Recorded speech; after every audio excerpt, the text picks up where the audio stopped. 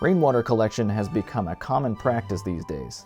A rain barrel setup has been near the top of my project list for quite some time, and I'm happy to say that we finally have a system in place and it's working beautifully. In fact, it might be working almost too well, so much so that I'm already thinking of adding more barrels to this setup. And I finished this one just in time for an overnight rain, and I didn't expect to see much when I came out the next morning, so I was completely shocked to find that it was already totally full. And I would guess, based on the rainfall totals for that storm, it was about 1/4 of an inch draining from the one half of our roof that completely filled this barrel, which is incredible. So if you're even thinking about adding a rain barrel to collect water for your garden or whatever, I highly recommend it. I'm going to show you how I installed this diverter kit, and please stick around for the whole video because I'll also talk about winterizing the rain barrel for cold climates and show you another setup that I'm working on. If you'd like to skip around in the video, I've provided some timestamp links in the description and in the top of the comments section below. Buying a brand new rain barrel this size can be a bit costly. It can also be a challenge to find a used one, but it's definitely worth the effort. I posted on the Nextdoor app that I was looking for rain barrels, and a very nice lady offered to give me her old one for free. It already had a spigot installed, but no lid. I just purchased a trash can lid that would fit and set bricks on top to keep it in place. I built a wooden platform to elevate the barrel off the ground and allow gravity to pull water through a garden hose. I've already tested this out and it works great. I won't be giving instructions on how to build this particular platform because there are so many designs to be found online.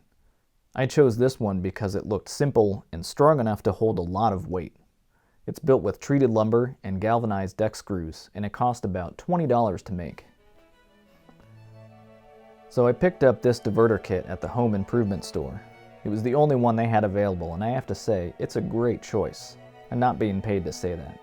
This kit has everything you need, including the hole saw bits for the drill, which I really appreciate.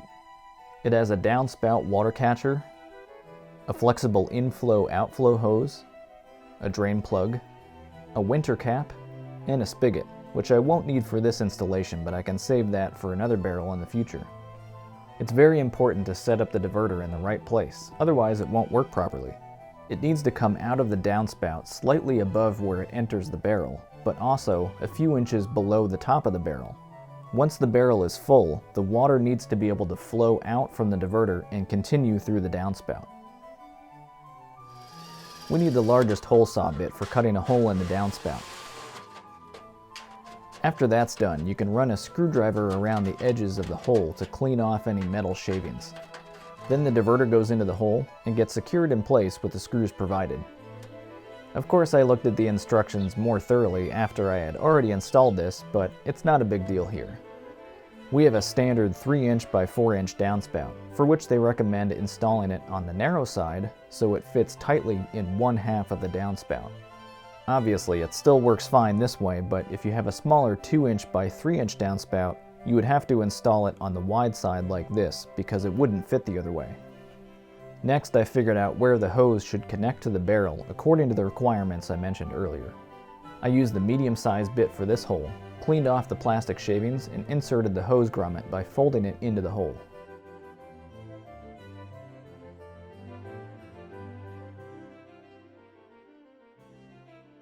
This kit also comes with a drain plug, so I installed that below the spigot.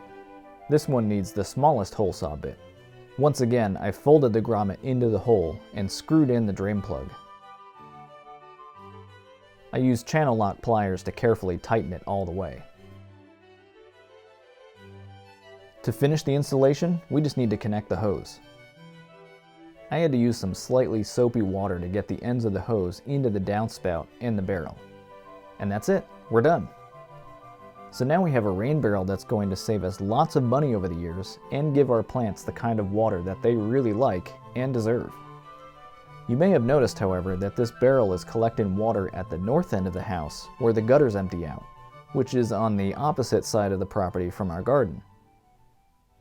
And that's why I'm working on another setup to collect water from the sump pump outflow pipe, which comes out right next to the garden.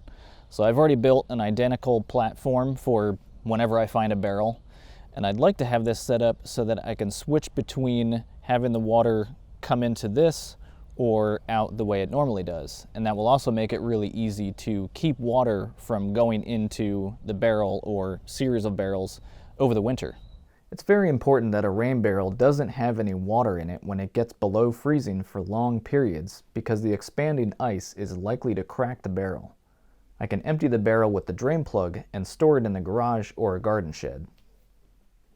So I saw that we do also have a possible freeze coming in the forecast, but I'm not too worried about that because it's only going to be for an hour or two, not nearly enough to freeze all of the water in this barrel. I will be sure to at least drain it below the inflow-outflow hose, because since it's a smaller area, that could freeze more quickly than the rest, and I don't want to do any damage to that. So I'll find a use for a little bit of the water, throw it in the compost or something like that.